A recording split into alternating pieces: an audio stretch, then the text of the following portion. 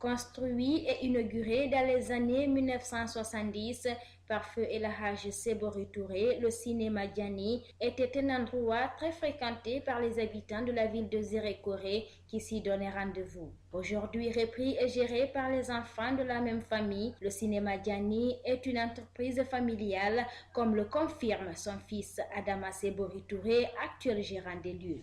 Le cinéma, je peux dire que ça a été l'activité principale de mon père. Tout ce qu'il a gagné, il a gagné dans le cinéma.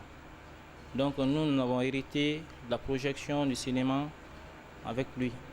Ce lieu, autrefois affectionné et de nos jours laissé pour compte, il suffit d'y faire un tour pour constater les dégâts causés par les années. Les fauteuils sont remplacés par des bancs en bois et la salle reconvertie en vidéoclub pour diffuser des matchs de football.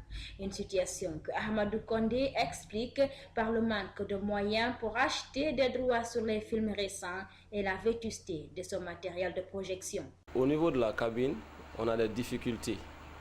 Tel que on a un ampli qui est complètement usé. Ça nous a même permis de faire un branchement directement. Le projecteur aussi c'est usé.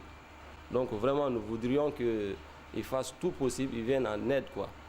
Une situation vraiment regrettable alors que le cinéma Diani pourrait, avec quelques travaux de rénovation, faire de Zérékoré une des villes qui abriteront la deuxième édition du festival de films francophones avec le projet Ciné-École. 4900 enfants étaient venus au cinéma pour l'édition précédente.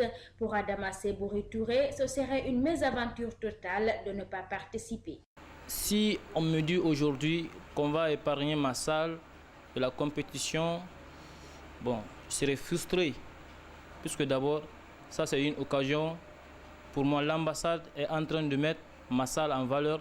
Et si maintenant il y a des gens qui veulent épargner cette salle-là dans la compétition, franchement, ça sera moi à mon mésavantage. Pour la petite histoire, le cinéma Diani tire son nom du fleuve Diani qui prend sa source dans le sud de la Guinée. Son originalité vient du fait qu'il ne tarit pas, d'où cette célèbre phrase qui dit « Tant que l'eau coulera sur les rives du fleuve Diani, le cinéma continuera de vivre et d'accueillir sa clientèle ».